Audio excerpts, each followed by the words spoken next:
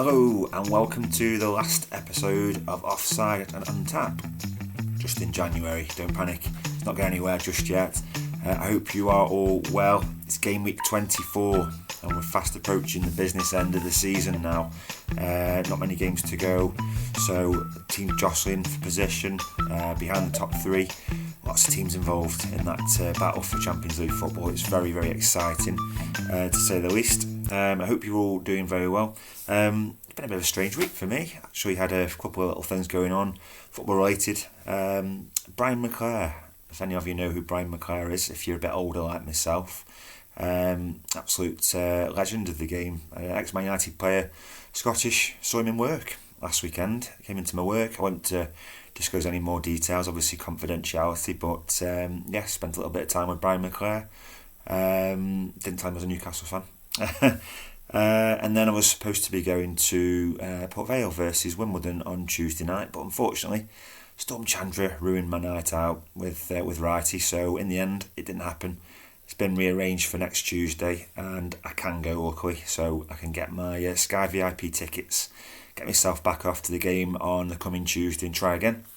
Got me thinking as well, have any of you actually met former footballers before? Put them in the comments.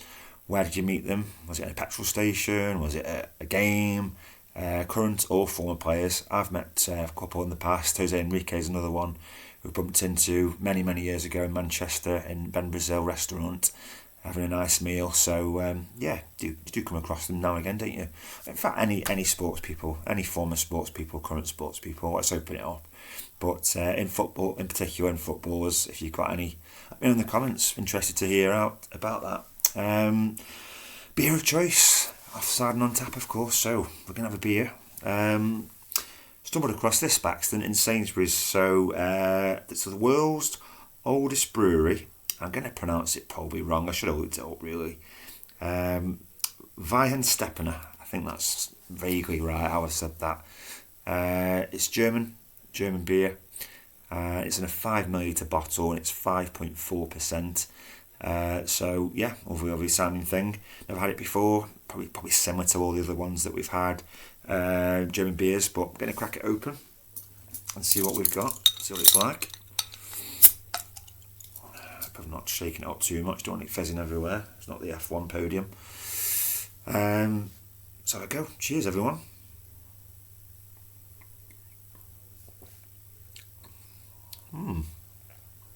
That's actually quite a bit different actually, flavour wise. Bavarian style, but I've not really come across anything that tastes quite like that. It's quite a deep, woody sort of taste for a beer actually. Very nice though, very nice. Sainsbury's, £2.75 a bottle from memory. So cheers everyone. That's the beer of choice this week. Try and say it again. Weihenstephaner. Please tell me if I've said that wrong as well. If you've been offended, then stuff you don't really care. But if you do know how to say it properly, then let me know in the comments. Cheers. Right. So week 23. Talking points, game-wise, football-wise. Arsenal, just like myself with the missus, trouble at home. Losing to Man Utd in an absolutely fantastic encounter. Not many people would have seen this coming. Obviously, Michael Carrick is doing really, really well. Man Utd is not yet lost a game as manager. But the Arsenal fans are going to be nervy now. It's inevitable, and it's only January, and already nervy about that gap to the other teams. It's come into 4 points again, back into 4 points. 3 games winless, 2 draws and a defeat, and it's very much not going right for Arsenal at the moment. It should have been clear by now. I mean, Aston Villa and City have slipped up in recent games, but Arsenal are doing it now as well, and it's been drawn back into 4 points. What I don't like is the fact that the Arsenal fans, they're booing the team, and that's the exact opposite of what needs to go on right now. They need the backing of the supporters. I don't see any reason why you'd boo your own team for any reason really. I've never done that before. A team that I'm supporting and watching. So you have a moan and you have a grumble at home or on socials about certain things, but you never boo your players. Always show your full support.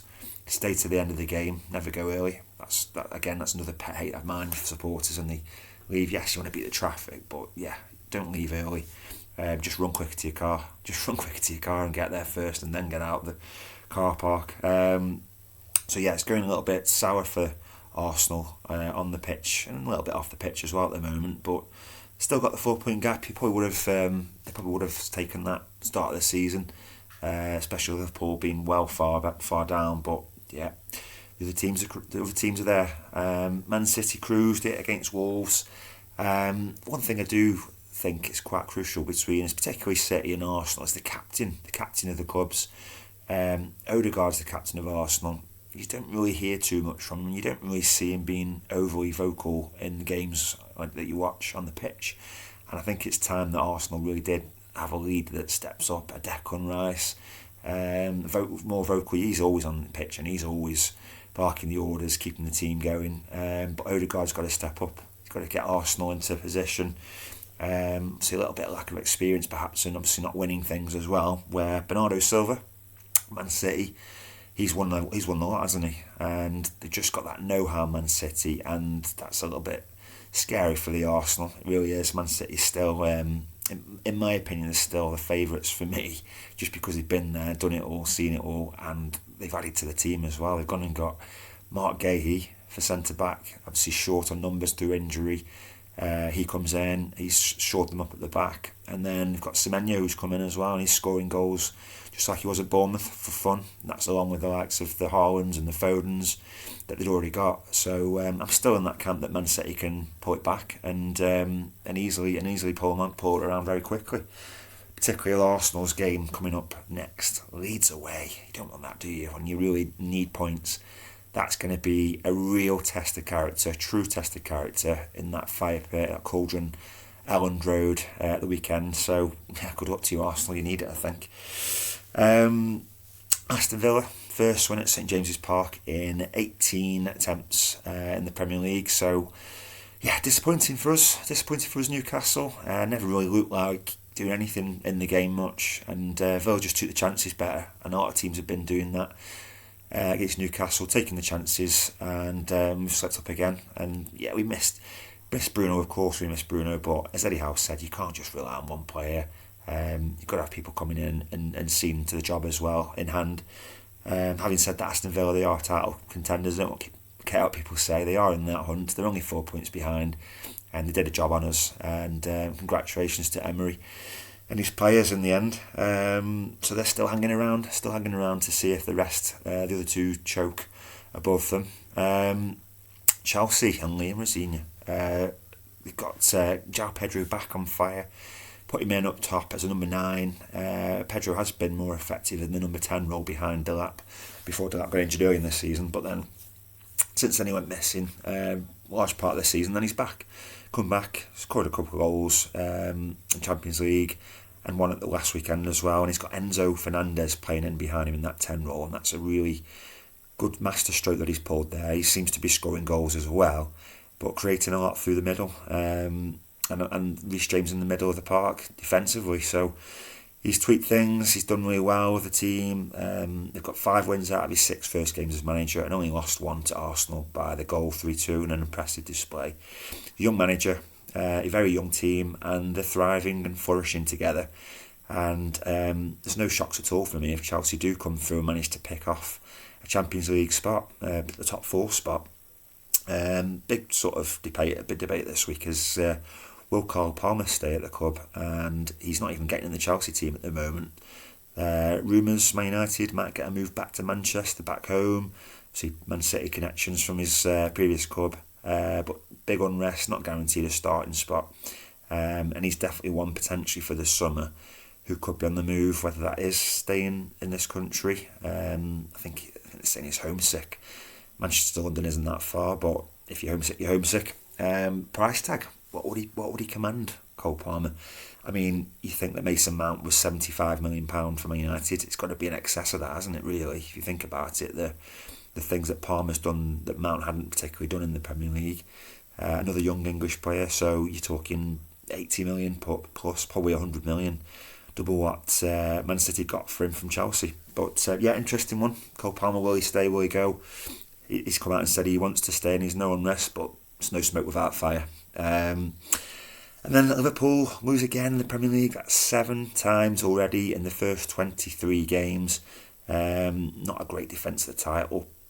The main talking point for them this week, obviously Xabi Alonso was relieved of his duties at Real Madrid, and there's a little bit of heat on Arne Slot and his position, but Liverpool don't tend to sack managers. It's not something they do, and I can't see them doing that currently, especially with Liverpool still playing exceptionally well in European competition, and they are still in the top 7 in the league, only a couple of points away from 4th, so it's not a disaster yet, but they keep losing the 1 in 3 games that they're on at the moment ratio, then it's going to be very difficult to not act on that eventually.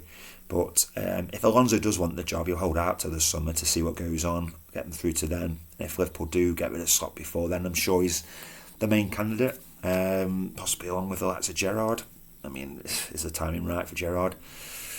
Probably no better of a time if it does come round. But yeah, Man United, anyone for Alonso, that would be very left field, wouldn't it? Getting Alonso at Man United at the end of the season, but is there worth a little pound on that happening? They do want a big top manager, and Alonso's done it, so look out for that.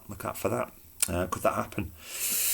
Week 23 points. So predictions made. Again, it's been hard. It's been hard all season, not just for me, but for everyone, pundits alike. But I did manage to get 2 correct scores exact, and 3 results. So of those 3 results, 2 correct scores. That was Man City 2, Wolves 0, and Crystal Palace 1, Chelsea 3. Chelsea are scoring 3 goals at the moment in a lot of games. So 7 points, yeah, not the best, but it's a tough season, isn't it? Get straight into week 24 predictions. So first game, Brighton versus Everton. Brighton, they've got the 3rd fewest points since the start of December last year. Not playing so well now. They've been formidable in the Premier League for many seasons, but they've just sloped a little bit. It's one of those teams that's just not winning many games now, not winning much at all. Everton, 5 clean sheets in the last 6 away games for them. Really impressive. And they've got Barry scoring goals as well up top, 4 in his last 4. So after his very big drought at the start of the season, and Dye back from the African nations, impressive. And his first game back. I'm going to go for an away win. I'm going to go for Everton to win 1-0 at Brighton. That big game is on about for Arsenal. Is next Leeds versus Arsenal. Leeds unbeaten in 5 home games. Really impressed at Ellen Road this season. Not just there, but impressed away from home as well. They picked up points regularly. And for me, they're only 4 wins away. They've got 28 points. 4 solid wins away from survival. And they've got 15 games to do that in. So I'd imagine they're going to score a lot of goals still. Calvert-Lewin playing well. Aronson's become a real big player for them. Impressive on the wing. Easily they'll get 4 wins, and there'll be draws in there as well. I think they're looking up the table still, as I said last time. Odegaard, time to lead. Get your team playing. Character's got to be shown. It's going to be a real test for Arsenal, and I can't see, if they don't win this game, I can't see them recovering. I think they'll lose a few more. I think it's a big game. But if they come through it, it'd be great for them. I'm going to back Arsenal to win, just. I'm going to go for a 2-1 win for Arsenal. Wolves versus Bournemouth. There's been 5 red cards in the 11 Premier League meetings between the 2 teams. So that's 1 red card every 2.2 matches. So there's a little bet there potentially for you for a red card in this one. Wolves still on 8 points. Still need a couple more to that worst Premier League record set by Derby. Bournemouth only one win in 11 away games in the league this season, but they are the team who are involved in the highest amount of goals in the games this season. 81 goals they've been in their games, and it's the highest by some way. So I'm going to go for a goal fest. I'm going to go for 2-2. Always have at least one Desmond, and I've gone for Wolves 2, Bournemouth 2. Next, Chelsea versus West Ham. One derby, usually exciting fixtures, but also usually going the way of Chelsea in recent times. Mentioned before, João Pedro firing back up as a number 9, and his manager's coming out and saying that he should be leading the line for Brazil. Good shout, but he's got to have a good strong end to the season because there is competition, as we know. And Esteval, what a brilliant player, what an absolute brilliant signing for them. For Chelsea, he looks the real deal, he really does. He's on that sort of par performance looking like the likes of Rodrigo, Vinicius Junior, Real Madrid. He looks like a real diamond for them on the wing. West Ham got a crucial result against Sunderland, got a win. Keeps them in the mix to try and pull themselves out of the bottom 3, but they do concede too many, and they need to get someone in definitely in at the back and improve the team. I'm going to go for Chelsea to win. Another game where they're going to score 3, and I'm going to go for 3-1 to Chelsea. And the next, I never like this game. We never win. So it's Liverpool at home to Newcastle. Some sore times we've had at Anfield in many a season. Unbeaten in 18 Premier League games, Liverpool against Newcastle, and they're scoring plenty again. Even without Isak in the team, Tiki's there. Wirtz has started to chip in with goals worryingly, and started to look the real deal. And this isn't the game for me. When Newcastle can reverse any poor away form that we've had in the Premier League, so I can only see a Liverpool home win. I'm going to go for Liverpool to win 2-0 against Newcastle. Sorry, boys and girls. Next up, Man Utd versus Fulham. Two teams playing really well at the moment. Good form, both into top 7 of the table. Tweaks from Carrick personnel and tactics, and Blaine at the top. Scored again in the last game, and Manu in that pivot role in midfield, going it all together. Who would have thought? Sensational move to put him back in there. Harry Wilson at Fulham, he's carried them up to 7th place. But Fulham have only won 1 in 20 in the Premier League against Manchester United. And again, I think it's going to be an entertaining game. I think there will be lots of things going on. And I'm going to go for a 5-goal thriller. I'm going for Manchester United to win this 3-2 against Fulham. Next, Nottingham Forest against Crystal Palace. Both disappointing campaigns so far, despite Crystal Palace's decent start. They've slumped down the table. Captain's gone, Gay's gone. The manager's going to go at the end of the season, and Mateta is, funnily enough, under subject potential bid from Nottingham Forest, the team they're going to play this weekend. And Palace are looking themselves at a new striker, although as sort of this evening has died down a little bit, and £50 million bid for Strand Larson from Wolves isn't looking too great anymore, but there's still time, still a couple of days left. So who knows what's going to happen with them, but both looking at buying new strikers to try and make sure they stay out of trouble in the Premier League. A point would be no good to either of these two teams, and that's what I'm going to go for. I'm going to go for 1-1 Nottingham Forest versus Crystal Palace. Excuse me, I'm going to have a little drink. Dry throat from talking so quick. There we go. Next up, Spurs at home to Man City. Another one that seems to always throw up some drama and thrills. This fixture. How the hell have Tottenham Hotspur sneaked into 4th place in the Champions League group? I'm about this with someone I spoke to earlier, colleague Tom from work. How the hell did they get into 4th? I mean, they must have had a decent run of games to get in that position, but they sneaked under the radar. And they're doing it in Europe, but they're not doing it in the league, and particularly not doing it at home either. Pretty poor. However, Spurs have done the double in the Premier League over Man City 9 times in total. That's the most they've beat any team, done the double over any team in the league, which is phenomenal really against the quality opposition, Man City. And Pep's lost more games against Spurs in the Premier League, in his career, his managerial career. He's lost 8 times to Tottenham Hotspur. That's the most any of his jobs he's done before Bayern Munich, Barcelona. So yeah, that's a good chance for Spurs. But I'm just going to go for Man City. I think they've got the bit between the teeth now. They can see Arsenal. They can see them. They want to close in, overtake them. I'm going to go for Man City to win the game 3-1 at Tottenham Hotspur. And then last and definitely least, Sunderland at home to Burnley. It's gone quiet on social media with Sunderland recently, since Newcastle pulled them in, reeled them in. And Granit Xhaka, obviously, a little bit of a tantrum as well recently. So things not all as they were recently in the league for Sunderland. Burnley signed Ward-Prowse on loan, experience added in the middle of the pitch. Could that help them along? But I think they do need more. I think they ultimately need a goal scorer and probably a little bit more at the back. But how do you go, as a club like Burnley, how do you go and get that in January and not spend a fortune? I don't think they've got it to spend. And they draw a lot. But I'm going to go for Sunderland. Got players back from the African nations. And unfortunately, I can see them overtaking Newcastle again and going back above us in the table for maybe a week. I'm going to go for Sunderland to win the game 1-0, but I hope I'm wrong. Trickys Treble. Moving on to Trickys Treble. So last week was again a disaster. I mean, how many times can I have a disaster in one season? Tottenham Hotspur, Liverpool, Newcastle, back them all to win. Only Spurs managed to pick a point up between the three of them, and that was last gasp. 2-2 draw. Liverpool losing at Bournemouth, Newcastle losing at home to Villa. So no pennies in the pot for Dementia UK, unfortunately. I'm going to go for not a Trickys Treble though this week. I'm going to go for a 5-fold. Mix up a little bit again.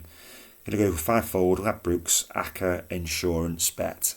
So basically, if one of the 5 teams doesn't win that I'm going to pick, then I'll get the £5 stake. So I'll get the stake. It's £2.50 stake back, and I'll just put it into another bet for the charity bet. So the 5 teams going to go for Chelsea to beat West Ham, Liverpool to beat Newcastle, Villa then to beat Brentford, Man Utd to beat Fulham, and Man City to beat Spurs. In fact, I've just realised I have skipped a game inadvertently. I'm going to nip back to that. Villa versus Brentford. So Villa never lost in 10 home games against Brentford. Ollie Watkins has scored 6 goals in 7 games against his former club.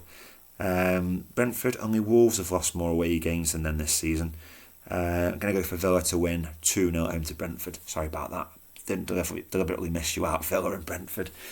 Just skipped forward a little bit too quickly. So go back. 5-fold. Chelsea to beat West Ham, Liverpool to beat Newcastle, Villa to beat Brentford, Manchester United to beat Fulham, and Man City to beat Spurs. So going for a lot of the big clubs to win.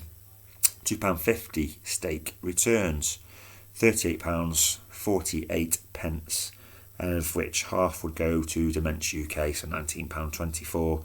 So fingers crossed we get one this week. We do need it. I need it for the pot. Get us up to that £50 plus mark for the season. And that's it for Offside and on Tap this episode. Thanks for watching. Subscribe. Remember, if you haven't already, please subscribe. It'd be lovely if you could. Get my numbers up. Stuck at the minute on 71. Haven't moved all week. It is free. Subscribe button is somewhere down here. Can't get my finger the right way around that mirror. The mirror image just does my head in. So it'll be down here somewhere. So if you haven't already and you do watch regularly, please press the subscribe button.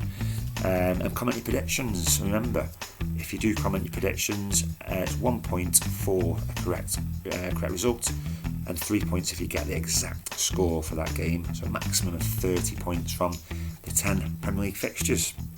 Thanks very much for watching. Hope you enjoy the fixtures this weekend. Hope your team wins, unless you're playing Newcastle. And cheers to everyone.